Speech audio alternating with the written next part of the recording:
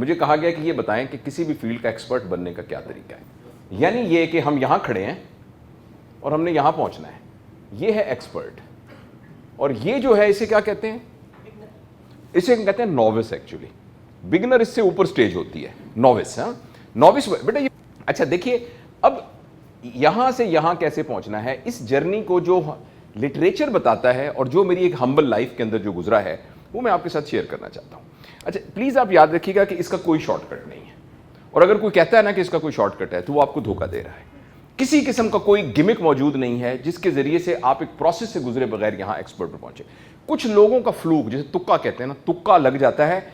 Actually वो फिर अगर तुक्के से यहां पहुंच जाए तो वो सस्टेन नहीं कर सकते, वो एक आर्जी तुक्का होता है। इसलिए पहली बात तो आप सबको समझने की जरूरत है कि आज के इस सेशन में हमें कोई भी ऐसी चीज नहीं पता चलने वाली जो रातों रात मुझे तावीज की शक्ल में सुबह मुझे तब्दील कर दे। ऐसा तो कुछ भी होने नहीं वाला।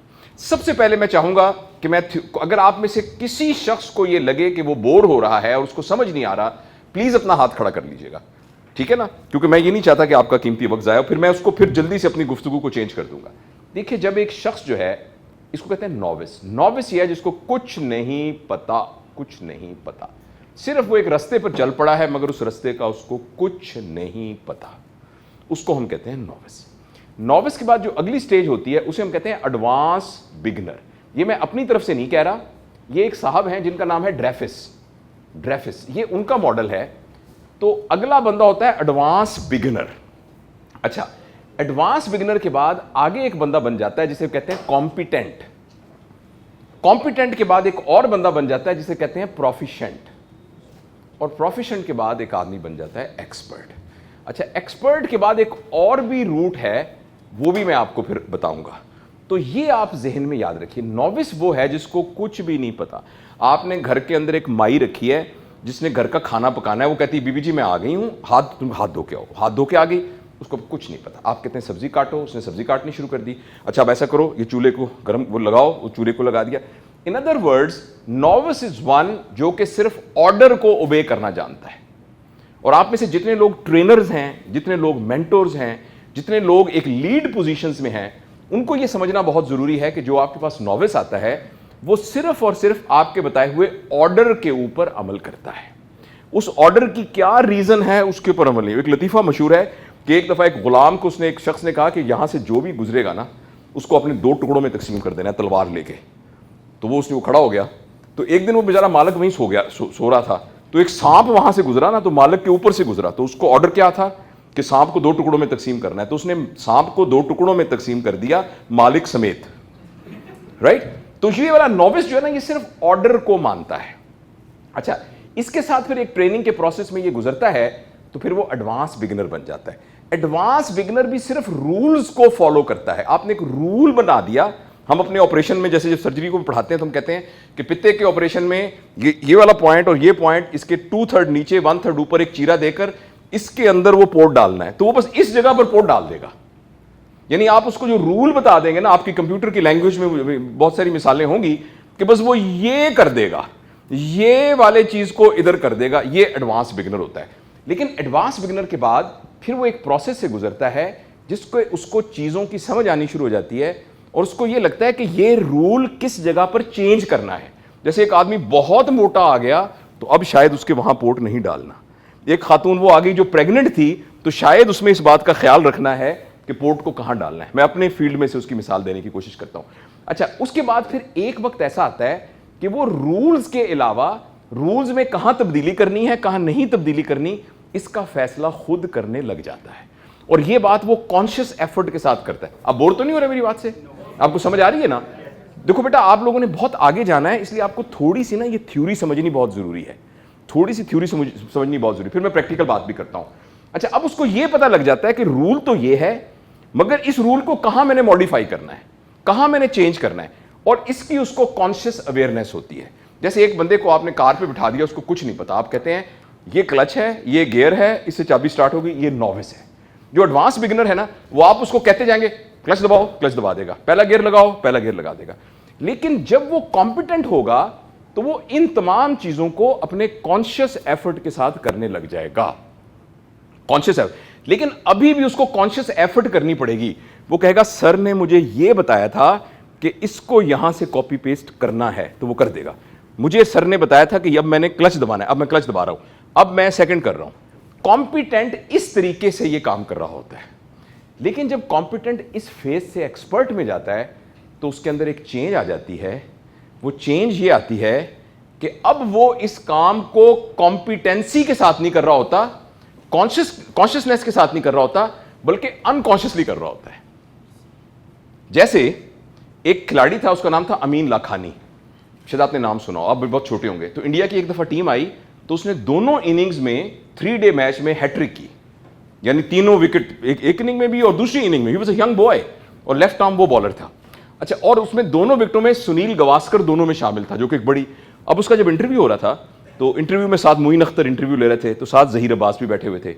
अब उन्होंने कहा, अमीन लाखानी साहब, ये जो आप बॉल कराते हैं तो इस बॉल में आप ये बताइए, जो आप ये गुगली करते हैं, तो इसमें पिच का कोई अमल दखल होता है? अब वो बंदा जिसने इतने बड़े प्लेयर्स को 2 दफा आउट किया था, वो आगे से कहने लगा कि जी वो असल में जो पिच होती है ना, तो जो बॉलिंग होती है, तो पिच के बारे में आपको जहीर भाई बताएंगे। He has no idea. He is capable of doing it, but he does not know how he did it. तो जो एक्सपर्ट होता है वो केपेबल ऑफ डूइंग होता है, मगर सबकॉन्शियसली उसके अंदर इतने ज्यादा सिस्टम एल्गोरिदम सेट हो चुके होते हैं। मसलन जब उसने ये बॉल कराई थी तो बॉल जो थी वो एक्चुअली 3 सर्कल्स पर सेकंड के हिसाब से रिवॉल्व कर रही थी।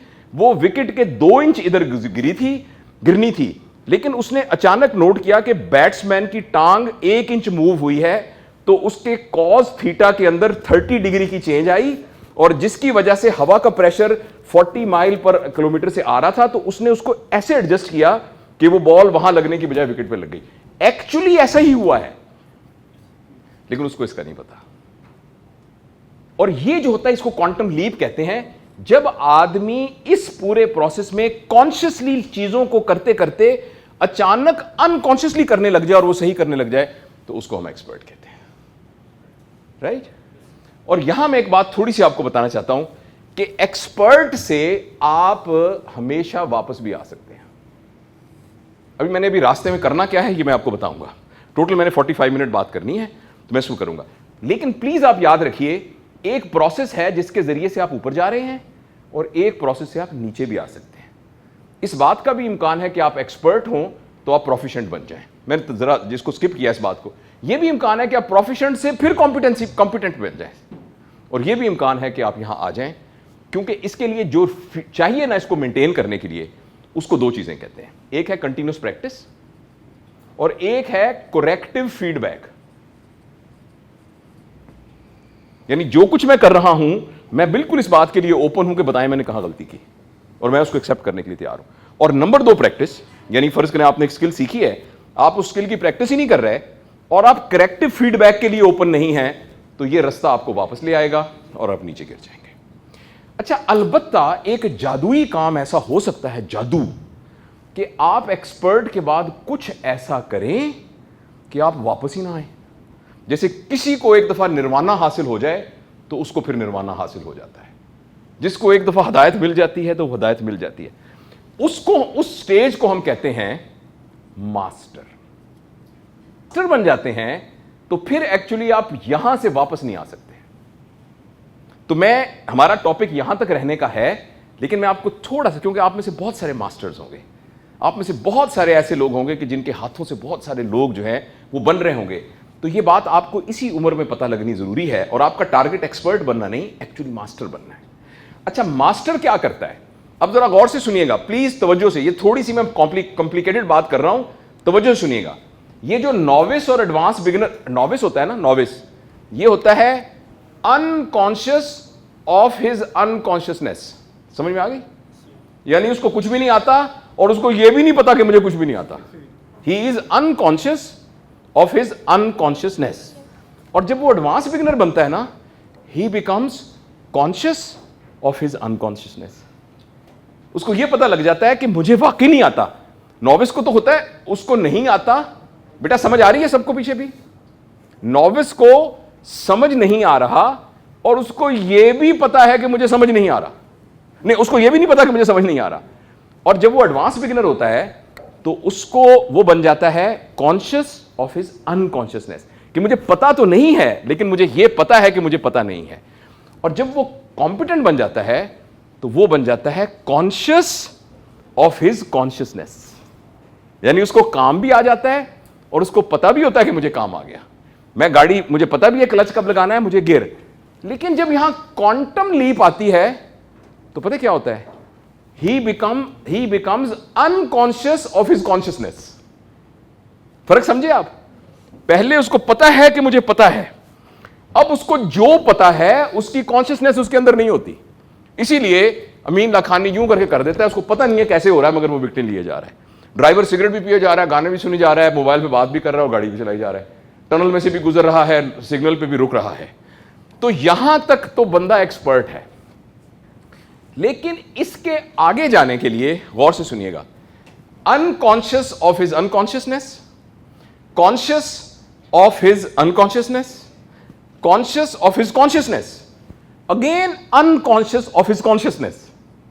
यहां आकर ही becomes conscious of his unconscious consciousness, यानी उसकी जो उसको बगैर अनकॉन्शियसनेस के करता है वो उसको इस तरह फिगर कर सकता है कि मैंने 30 डिग्री पर उंगली को मोड़ा था और 30 डिग्री पर मोड़ने की वजह से बॉल ऐसी हो गई, वो इस बात का कॉन्शियसनेस बन जाता है।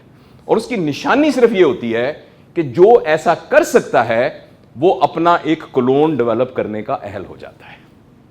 कॉम्पिटेंट आदमी अपने जैसा कोई और बंदा नहीं प्रोड्यूस कर सकता, खुद वर्टिकल ग्रोथ कर सकता है। अ कॉम्पिटेंट पर्सन या expert person will be a personal growth, he can make a big tower because he is unconscious of his consciousness. लेकिन ये वाला जो लूप है ना, इस लूप में वो आता है जो अनकॉन्शियस, अपनी अनकॉन्शियस कॉन्शियसनेस का भी कॉन्शियस हो जाता है। और यही वो बंदा है जो टीचर बन सकता है, जो मेंटर बन सकता है। और जब आदमी conscious of his unconscious consciousness हो जाता है तो उसके बाद ये बंदा फिर मास्टर बन जाता है, फिर ये कभी भी नीचे नहीं आता। इसका सारा दफ्तर उड़ जाए, इसकी सारी दौलत चली जाए, ये फिर जीरो पे आ जाए, मगर ये कभी भी वापस लेवल पर नीचे नहीं आता, ये मास्टर के लेवल पर रहता है। ये कुछ थ्योरेटिकल बातें थी, आई एम श्योर कुछ लोगों को ये थोड़ी सी बोरिंग लगी होंगी। जी बेटा, सर बंदे को कैसे पता चलेगा कि वो एक्सपर्ट लेवल पे है या मास्टर लेवल? मैं आपको अर्ज करता हूं, जिस वक्त आप अपने क्लोन पैदा कर लें, जिस वक्त बेटा ये साफ करना, जिस वक्त प्लीज, थैंक यू, जिस वक्त आप अपने क्लोन पैदा करने लग जाएं, आप एक ऑर्गेनाइजेशन में काम कर रहे हैं और आप ऑर्गेनाइजेशन से निकल भी जाएं और ऑर्गेनाइजेशन चल रही हो, तो इसका मतलब आप मास्टर लेवल पर चले गए, आप बाबा जी बन जाते हैं उस वक्त। ये सारे बाबा जी जो हैं ये मास्टर होते हैं। और इसकी एक और भी, आपने पूछा तो बता रहा हूं, इसकी एक और भी निशानी होती है। जो भी मास्टर होते हैं ना, उनके गिर्द एक ऑरा होता है। लोग उसे कहते हैं सर 5 मिनट के लिए ना मुझे टाइम दे दें। इनको कहेंगे मैडम बस 2 मिनट ना आप हमारे घर आ जाएं, बस सिर्फ चाय पी के आप चली जाएं। तो उनके गर्द ना एक ऑरा क्रिएट हो जाता है और उनको बाजुकात अपनी बात को पहुंचाने के लिए मुंह से फिक्रा नहीं निकालना पड़ता। आप उनके इलेक्ट्रोमैग्नेटिक वेव, जिसको ऑरा कहते हैं, उसके अंदर आप दाखिल होते हैं तो आपके अंदर चेंजेस आनी शुरू हो जाती हैं। ये लोग मास्टर होते हैं। अच्छा, ये एक थ्योरेटिकल डिस्कशन थी, लेकिन आपको बताना बहुत जरूरी था। आप में से किन लोगों को मौसीकी का शौक है? No one. गाने वाने सुनते हैं? गाने सुने? एक आपने गाना सुना है, अनोखा लाडला खेलने को मांगे चांद? गुनगुना सकता है कोई? Anyone claims to be having good voice? अनोखा लाडला खेलने को, आप में से पता है वो किस राग में बना हुआ है? नहीं, वो दरबारी राग में बना हुआ है। दरबारी राग क्या होता है? वो सा, सा धानी पा, मा पा धानी रे सा, ये जिसमें सुर होंगे वो दरबारी सा। आप कहेंगे इसकी क्या जरूरत है इसको जानने की? गाने को एंजॉय करने के लिए इसको जानने की क्या जरूरत है? तो एक सामे के लिए तो कोई जरूरत नहीं है कि दरबारी में बना है कि किस राग में बना है, लेकिन जो म्यूजिक कंपोजर है उसको ये जानना बहुत जरूरी है कि ये किस राग में बना है और इसमें से कौन सा सुर सही होगा। ये मिसाल के तौर पे ये कह रहा हूं। तो ये सारी बातें हो सकता है आप लगे कि क्या है एडवांस बिगिनर क्या है, लेकिन चूंकि आप माशाल्लाह उस रास्ते पर हैं जिसमें आपने एक्चुअली इस मुल्क की बागदौड़ संभालनी है और आप उसमें से कुछ इस रास्ते, यहां तो कुछ नहीं होंगे, डिफरेंट रास्तों पर होंगे, लिहाजा आपको थ्योरेटिकली ये सारा रोड मैप पता होना जरूरी है।